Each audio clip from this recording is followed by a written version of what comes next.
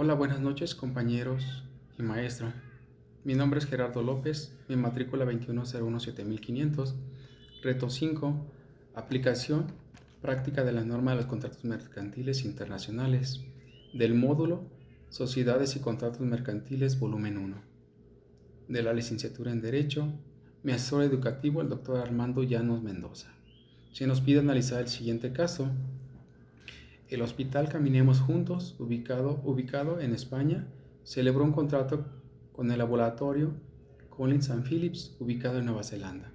El objeto del contrato fue la adquisición de una caja de material de uso quirúrgico, 10 camas de hospital, 5 máquinas de oxígeno y una caja de apósitos y banditas adhesivas que el laboratorio entregaría al hospital.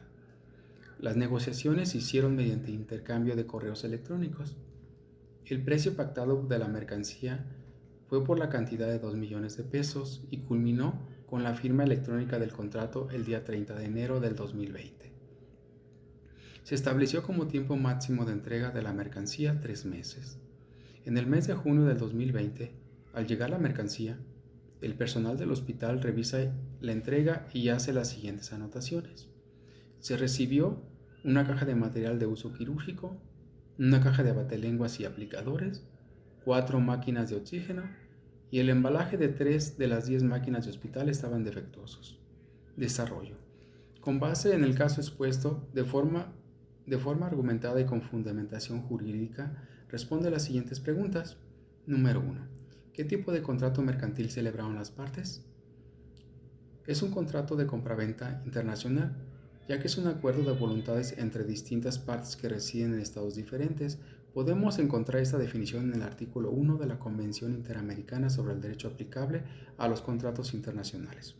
Cabe mencionar que este contrato de compraventa también se ajusta a los artículos 1, 3 y 7 de la Convención de las Naciones Unidas sobre los Contratos de Compraventa Internacional de Mercaderías, mismos que se refieren a la regulación de la compraventa internacional. Pregunta número 2. ¿El contrato se puede considerar de carácter internacional y por qué? Sí, como ya mencioné anteriormente, el contrato que se celebró es de carácter internacional, ya que ambas partes residen en diferentes estados. Las negociaciones se llevaron en países diferentes, de acuerdo con el artículo 1 de la Convención Interamericana sobre el Derecho Aplicable de los Contratos Internacionales. Pregunta número 3. ¿Qué tipo de contrato internacional celebrado por medios electrónicos identificaste? Es el de contratos electrónicos nacionales e internacionales en su modalidad de vía de correo electrónico. Cabe mencionar que para esta modalidad encontramos algunas definiciones, así como regulaciones en el artículo 2 y subsiguientes de la Ley Modelo de la Comisión de las Naciones Unidas para el Derecho Mercantil Internacional del Comercio Electrónico de 1966. Pregunta número 4. ¿Qué obligaciones corresponden a cada parte por la suscripción del contrato? Podemos encontrar las obligaciones de quien vende desde el artículo 30 hasta el artículo 52 de la Convención de las Naciones Unidas sobre los Contratos de Compraventa Internacional de Mercaderías. Algunas de estas obligaciones de quien vende son el de entregar el o los objetos vendidos y su documentación en las condiciones que estipula el contrato, así como la fecha, el lugar y el plazo determinados en el mismo contrato.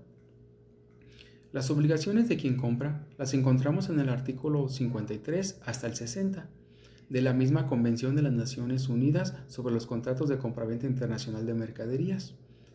Estas obligaciones son pagar el precio en la fecha, lugar convenidos en el contrato. Cabe mencionar que si el comprador no cumple con sus obligaciones a tiempo, el vendedor puede fijar un plazo razonable para que lo haga. Pregunta número 5. Las partes no señalaron legislación alguna. Entonces, ¿cuál debe aplicarse? Existen distintos instrumentos internacionales enfocados en la regulación de los contratos internacionales, como son el Convenio sobre la Ley Aplicable de las Obligaciones Contractuales, la Convención de las Naciones Unidas sobre los Contratos de Compraventa Internacional de Mercaderías, la Convención Interamericana sobre el Derecho Aplicable de los Contratos Internacionales del 94, los principios del Instituto Internacional para la Unificación del Derecho Privado sobre los Contratos Internacionales del 94 y la Ley Modelo de la Comisión de las Naciones Unidas para el Derecho para el Derecho Mercantil Internacional del Comercio Electrónico de 1996. Aquí en esta pregunta, como respuesta daríamos que puede aplicarse la Convención de las Naciones Unidas sobre los contratos de compraventa internacional de mercaderías, en lo que nos dice su artículo número 1 y fracción número 3 de la misma. Pregunta número 6. Considerando que la recepción de la mercancía no fue acorde a lo que se celebró en el contrato, ¿qué opciones crees que tenga el hospital frente al contrato? Considerando que el caso no menciona si el hospital ya realizó el pago de la mercancía y en caso de que no lo haya efectuado, el hospital puede rescindir el contrato. Esto de acuerdo al artículo 73 de la Convención de las Naciones Unidas sobre los contratos de compraventa internacional de mercaderías, donde nos menciona las razones por las cuales puede resolver el contrato y el cumplimiento de las obligaciones de una de las partes es una de estas razones. En este caso, de que si ya haya realizado el pago, el hospital puede solicitar una indemnización, esto de acuerdo a lo dispuesto en los artículos 74 al 77 de la misma Convención de las Naciones Unidas sobre los contratos de la compraventa internacional de mercaderías. Pregunta número 7. ¿Crees que procede la cancelación del contrato? Sí, si ambas partes así lo acuerdan, sí es posible y sí procede la cancelación del contrato de acuerdo con el artículo 29 de la Convención de las Naciones Unidas sobre los contratos de compraventa internacional de mercaderías. Cabe mencionar que si ambas partes no acuerdan la cancelación, el hospital podría realizar actos para dejar sin efecto el contrato, debido a lo que hubo un incumplimiento. Conclusión. Enuncia qué cláusulas crees que podrían ser aplicables al contrato celebrado entre el Hospital Caminemos Juntos y el laboratorio Collins & Phillips para prevenir futuros conflictos.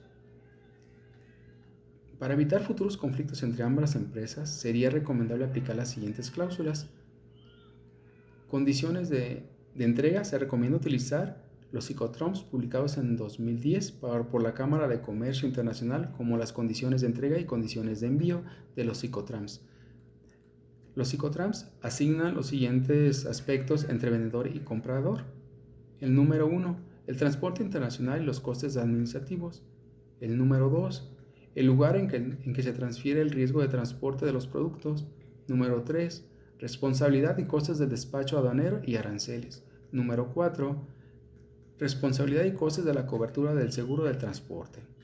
En la primera cláusula, la descripción del objeto del contrato, así como las consecuencias en caso de que la misma no coincidan los artículos que debe recibir el comprador. En este caso, el hospital Caminemos Juntos. En la segunda cláusula, es el plazo para que el comprador realice el pago, ya que no se sabe si al momento de recibir la mercancía el hospital Caminemos Juntos ya había realizado el pago. En la tercera cláusula, es la resolución de controversias. En caso de incumplimiento de alguna de las partes, ambas pueden negociar para cómo solucionar el problema antes de que comiencen los problemas legales. Buenas noches, por mi parte es todo. Muchísimas gracias.